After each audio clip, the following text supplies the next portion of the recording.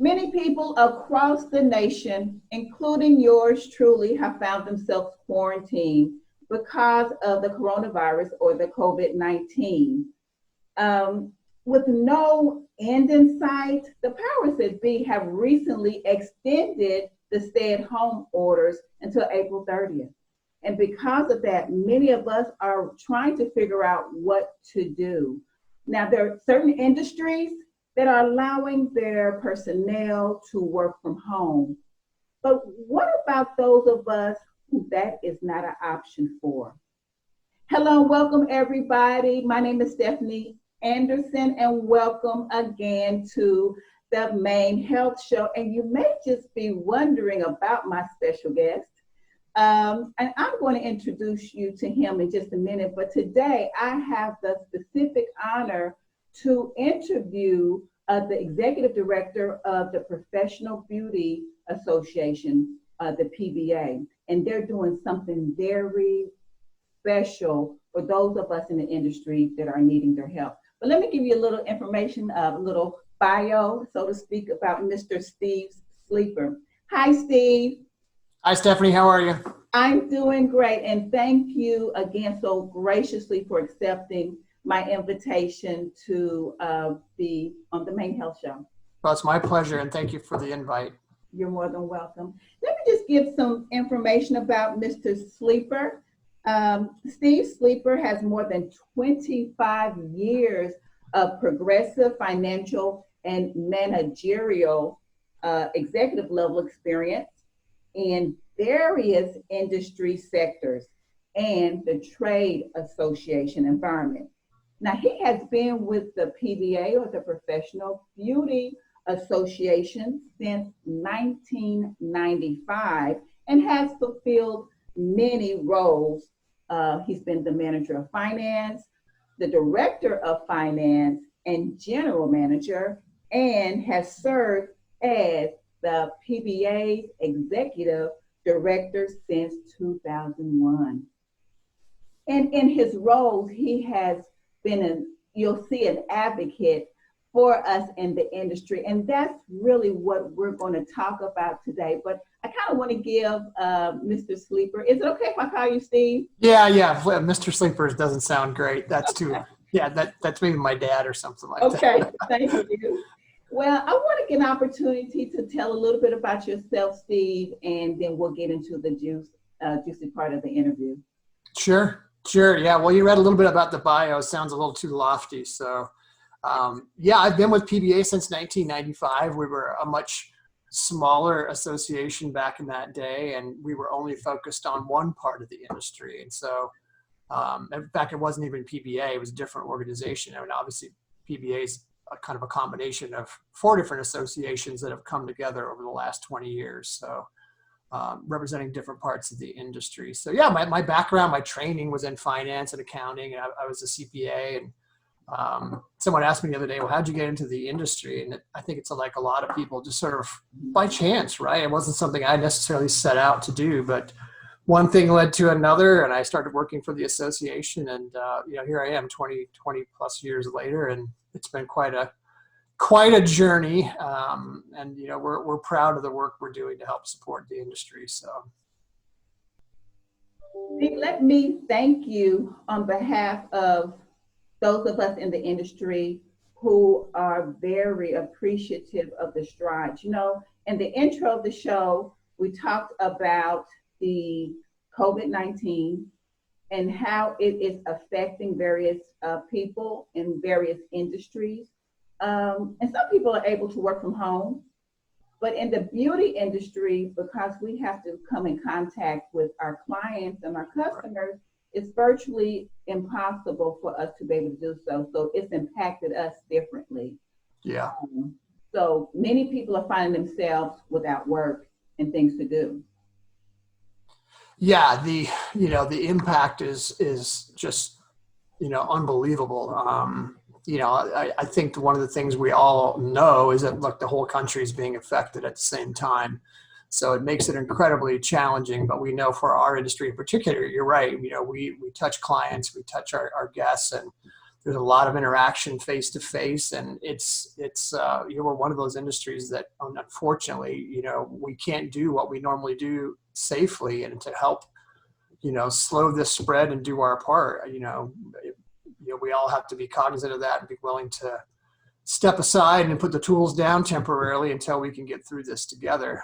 But it doesn't, lessen the need now for everyone to figure out, how do I sustain myself? And, the federal government has stepped up to the plate, but that's a bit of a process, right? Slow to get the engine going. I think anything with a governmental agency always takes more time and more complexity to get things moving. In the meantime, we've formed a relief fund that was based on our disaster relief fund. So for over 40 years, we've had a disaster relief fund that was focused on natural disasters, floods, fires, the hurricanes. Obviously, we were really active when Hurricane Katrina hit, but those were regional disasters where the other parts of the country were healthy and they could pitch in and help, and we could drive funds, and we could get short-term cash in the hands of people who needed it, immediately. It's not a fund designed to help you rebuild your salon with tens of thousands of dollars. It was short-term cash to pay bills, to buy food, to buy gas, temporary housing, whatever you needed in that moment. So we modeled it after that because we've been doing that for a long time. So we knew this was going to be an unprecedented sort of situation. And, quite frankly, we knew we're never going to be able to help everyone who's going to need support, but we can certainly try. We can do our very best to have the industry step up to the plate to try and supply some financial support for folks who need it, to try and put some hope back in their day-to-day, knowing that their own industry is trying to help them. And so we launched the fund just over 10 days ago. We launched it on Saturday morning, and the number of applications is, like you could imagine, it's staggering. It's a huge number, but we're already awarding funds. We started dispersing some funds last week. Okay. We're making another round of funding this week. And so we're sort of organizing it as funds come in through the donation side. We're pretty much quickly turning those around and getting those going back out the door. Well, that's great to hear. Yeah.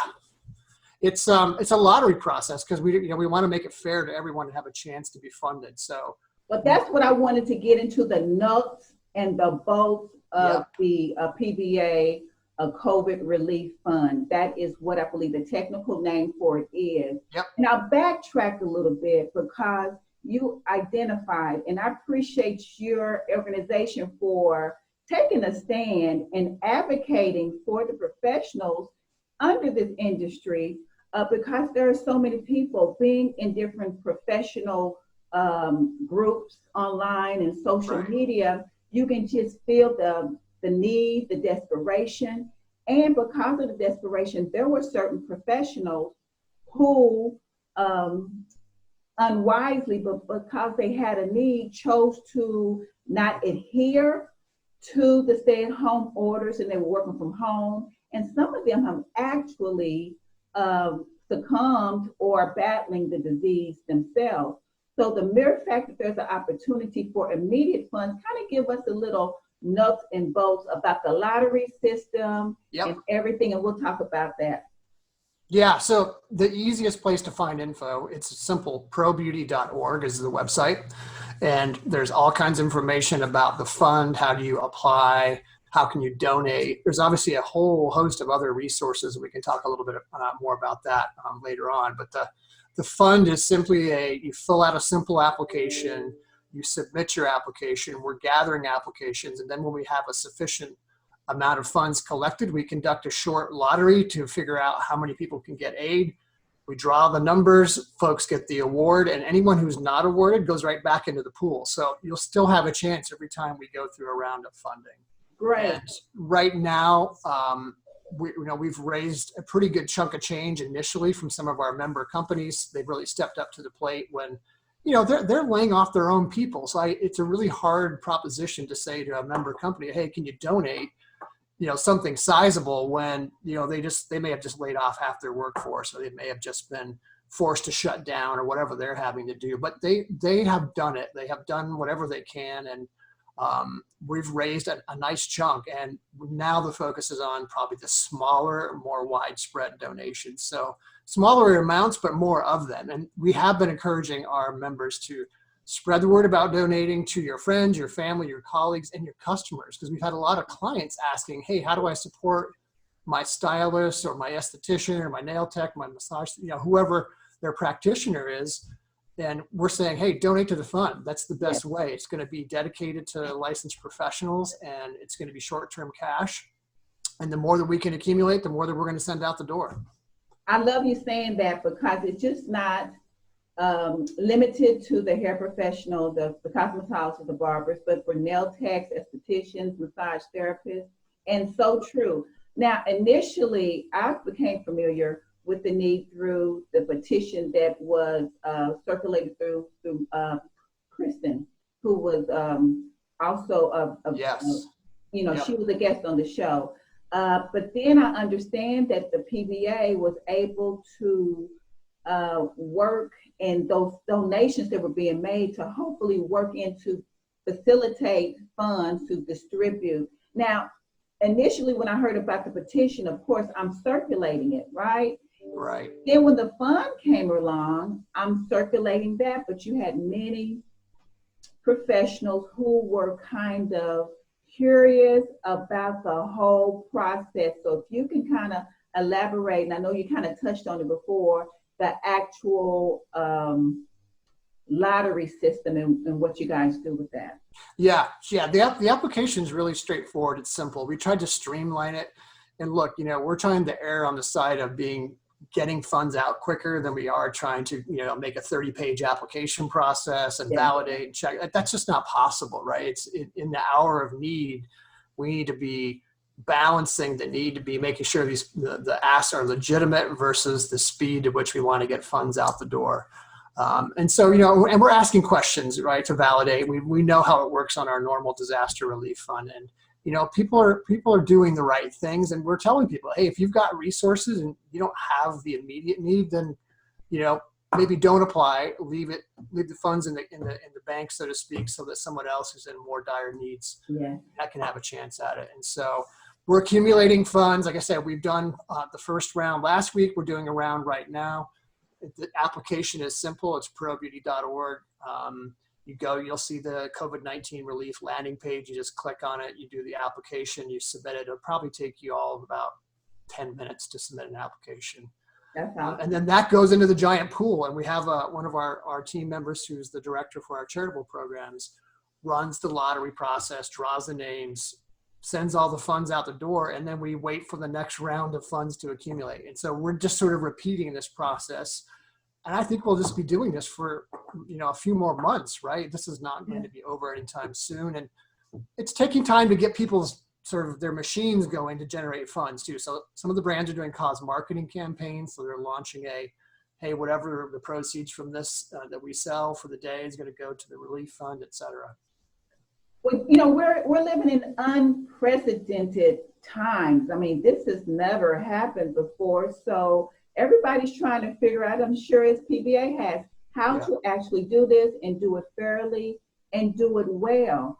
So your fund is pretty much for an immediate assistance for those who need. Some people don't need that, but some people need milk and bread and just the basics of their home immediately. So for those of us that don't, they may need to work on the other stimulus packages and other opportunities that are out there, because there are many.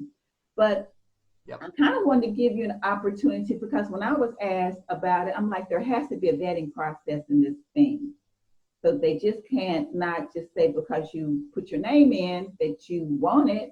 They want it, I'm sure, to be able to determine the need and because the funds are available. So I've already, like I said, we've circulated the information from the PBA for those stylists who are needed, but you also touched on the availability of funds to donate.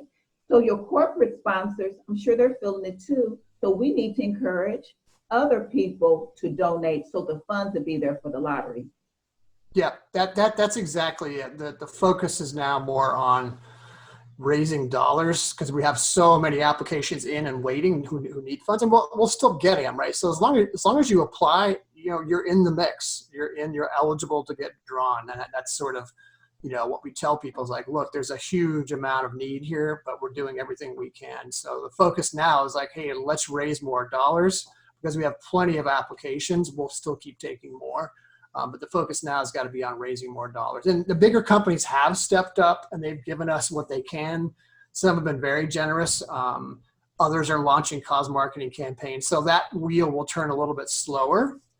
But now it's the $5, the $10, the $15 donations that, all start to add up. If we can get tens of thousands of those kinds of donations, now you're talking real substantial dollars to help go out the door to help people with. So it's a big ask. We're a small organization. Some people ask, why don't you have all this money? It's like, well, because we're a small organization too. And so we always start with a little war chest and we're ready for sort of regional disasters. But like everyone else, we've never faced anything of this magnitude. So we've tried to scale it up and make it as big and as bold as we can. And the choice was do nothing. I think it was a daunting challenge to think about how do we help these people. We know we're going to get just overwhelmed with applications, but we can't sit back and not try. You have to go forward. So, well, there are so many who, for whatever reason, have done nothing. And it's probably not from a position of wanting to do. I'm sure this is a pretty daunting task to take on for your organization. So like I said, I cannot thank you enough for doing that. And you have a background being a CPA with funds, so I know that everything is being done correctly. Yeah, the part of our organization it runs through is actually we have a charitable foundation. It's a 501c3. It's a nonprofit charitable organization. The donations from individuals are tax deductible if that matters for folks. And when they donate, they get all the information about the charitable status. So we've got, like I said, a long track record of doing it. We're just doing it at a whole new level of scale. And like I said earlier, I think, we're just busier than ever. So along with the COVID Relief Fund, we've also been building a whole host of resources and information on the other places to get aid, all the federal government resources, the unemployment insurance resources, other information about how to potentially start to prepare to reopen when that day comes. What are the things you're going to need to be working on? All kinds of useful bits of information. So the website is the place to go, probeauty.org. You'll see the COVID-19 resources right front and center. The fund is also there as well. We did some we're starting to do some webinars. We did one last Tuesday. We just did one this morning on how to apply for the aid that's out there on the federal government side, asking questions, taking questions from members. They've been really well attended. We also extended, like I said, a complimentary preferred individual membership to people for free. It's normally $50 a year. It's not a lot, but we made that a complimentary offer through the middle of April, and we probably will have to look at maybe even extending that a little bit longer. So people can have access, and we've had 8,000 new joins just from that complimentary offer. So that's awesome. You were talking about the availability of funds. So of course, we're going to encourage those professionals that are viewing this interview. We're going to ask that they encourage their family, their friends, their loved ones and clients, everyone they know, to contribute to the funds so those donations will be able to be there for those who need. And you're right, the Small Business Administration, there's so many different things as a result of this that have been made available to professionals. And not only has it impacted us on a certain level, I just heard earlier on the news that the Treasury Department is requesting an additional $250 billion to cover. So the thing is like yours, the resources are there, so people don't necessarily have to feel like you have to get it right now, but additional funds are coming in to cover those applications that are coming in presently. So if the donations come in or if the funds come in. Yep, they're still going to be eligible. So, as long as we're getting resources coming in on the donation side, we're going to be turning it around. So it'll be weeks and weeks of more work. Yeah, it's been I think it's been good to get a lot of positive feedback from folks saying thank you. A lot of people don't know PBA, so it's a chance to really connect with them. And, I think one of the questions I get asked a lot is, well, why should I join? And who is PBA? What are you all about? And, part of what our mission is always to elevate, unite, and serve the beauty industry. And it's about strength in numbers. It's frustrating, all year round, we're always pushing for more members to be more connected. You have more strength when you're together. You have more clout in DC. You have more clout at the state legislators when you represent more people. You just get taken more seriously. And so that's one of the reasons why I think it's important to be connected to your association, because we're here to help you, right? We're a nonprofit. We're led by volunteers who sit on our board and our committees and advisory councils. And, we don't exist for any other reason than to serve the industry. So being a part of that mission is important. And see, that's great to know that we have advocate, we have that in our industry, because not everybody does. And the fact that you guys are there and you are a governing body to be able to be there. So the membership right now, I would encourage anyone under the sound of my voice to definitely take advantage of the membership offer that's there at no charge. Yep, complimentary for the next couple of weeks, and we are going to be looking at expanding it for maybe a little bit longer because we got more need. And so the response has been great. Now we just need people to stay engaged and take advantage of what we're offering. And the website's really, I think, comprehensive, tells a lot about who we are, what we do, and under normal circumstances, like what are the benefits of belonging, discounts to shows and education, the government affairs work that we do to support policymakers with good, smart decision-making on behalf of our industry, healthcare benefits, insurance benefits, tools and information on the business side to help you run your business or work as an independent, wherever your form of business is, et cetera, et cetera. So lots of great stuff. Just got to dig in a little bit and find out what's the best fit for you. Well, for those asking the question, who is the PBA? I believe that actions definitely speak louder than words, because they are actually putting into action, I hate to use that word twice, but they're putting into action what it is that they're all about, especially in this time of need. We are facing a crisis that we really don't know how long we're going to be in. So they have taken it upon themselves to be there for us. So I remember you saying that there were different things that you're going to be in place. I understand that there was a webinar. I missed the webinar this morning. Yeah. Oh my goodness. So tell people how they can take advantage of the different things that you got in place now for the professional. Yeah. And I keep pointing people to the website because it's the most up to date, it's the most current, it's the easiest, source of information. And the webinars, by the way, have been recorded, so they're available to watch again. I think we asked for a $5 donation to the COVID Relief Fund to have people be able to watch it. So we're going to continue to sponsor additional webinars. So once you sign up and join, you'll obviously be on the email list. You'll get the information sent out, and you can see what's coming down the pipeline. And the rest of the things that we do, are well described, and the benefits of belonging are all part of that website experience. And yeah, it's a great place just to connect and be a part of your profession and your industry. And like I said, I don't want this to always just be about PBA, but we're doing everything we can to help support our members in this moment of definitely an unheard of need at this point in time. Yeah.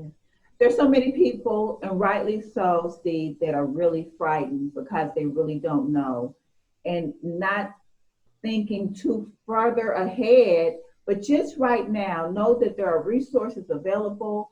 Some are more immediate than others. So this would really be an opportunity, if there is a definite immediate need, to look into those resources. And if not, the other resources for education or just learning additional information that the PBA has for us, because we are definitely, this is no longer just a vocation that we do.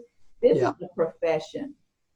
Yeah, I agree. And, someone asked me, well, what do you think it's going to look like after we sort of come through this? And no one knows. And, part of I think what we can all say for sure is it's going to be a different norm, right? That it won't just be business as usual. Unfortunately, some businesses won't survive.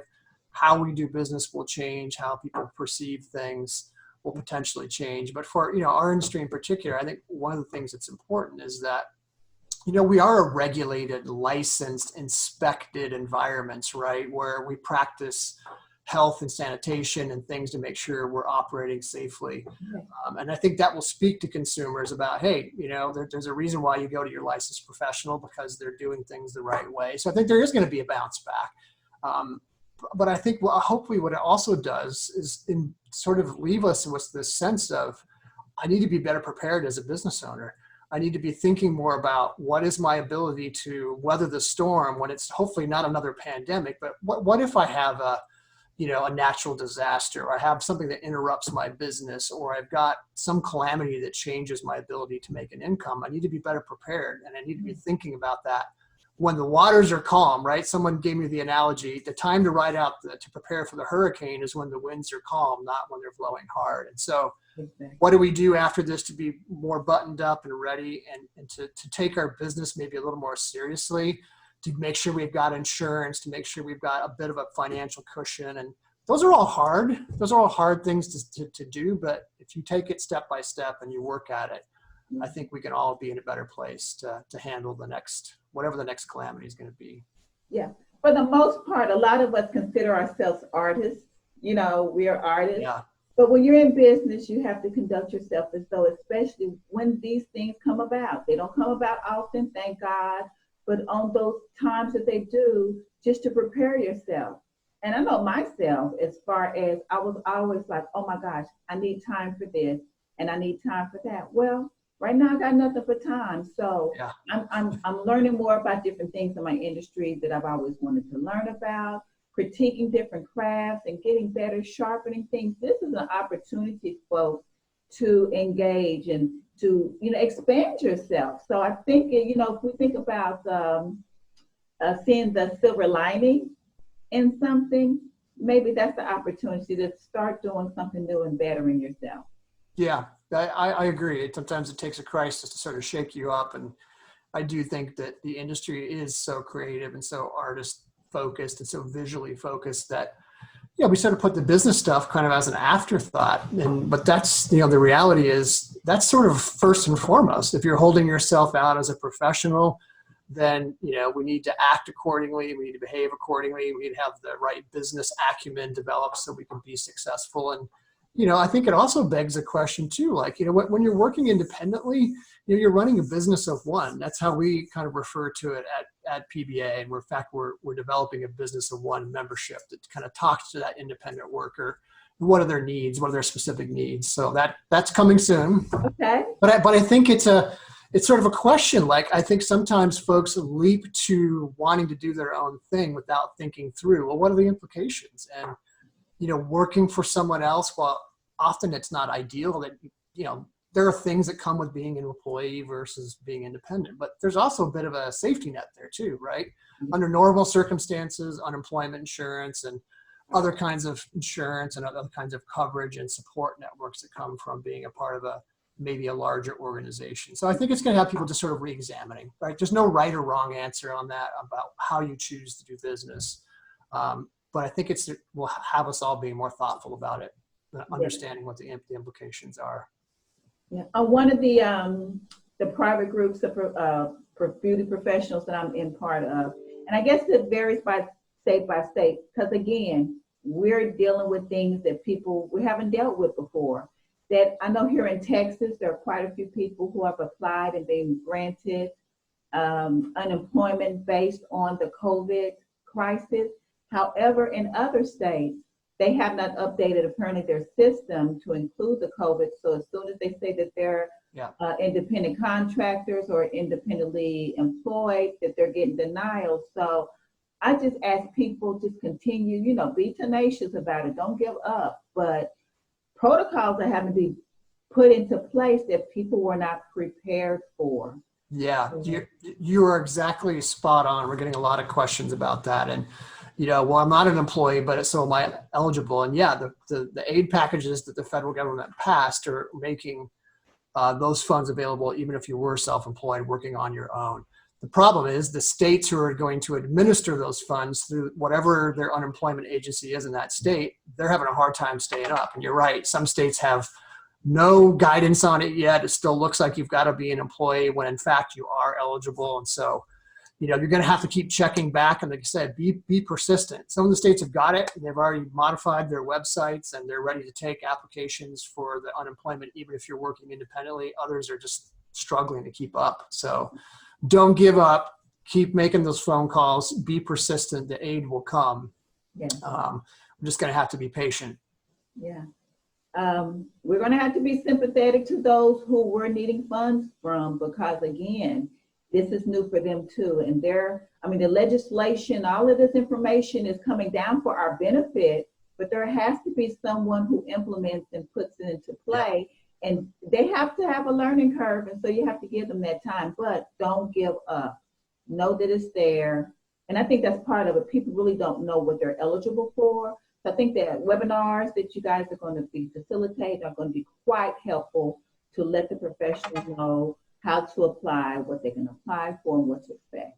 Yeah, it's great advice, Stephanie. Be persistent, hang in there, keep checking the resources. Yeah, we've done, I think, hopefully a really good job of trying to explain what those benefits are to people, where they should go, what they're eligible for, and not. And then, if you're a member, we're always here to answer questions. So you can pick up the phone, you can send us an email. We'll do our very, very best to get you an answer or to point you in the right direction where you can find the answer.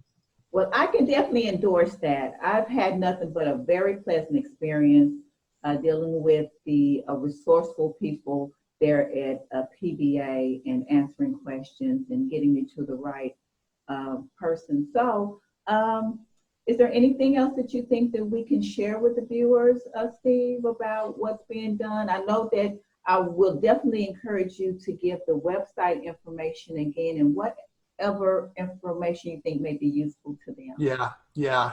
No, and I really appreciate the opportunity to talk to your listeners. And it's the more that we can spread the word, the more that we can let people know what we're doing, how they can find help, the better. And, I wish everyone in the industry knew who we are. That's not reality. It's just not something that PBA's front and center and top of mind all the time. I think it'll be a little bit different after we leave this crisis, because I think we've raised the awareness level quite a bit. But just know that we're here to help. Probeauty.org is the website.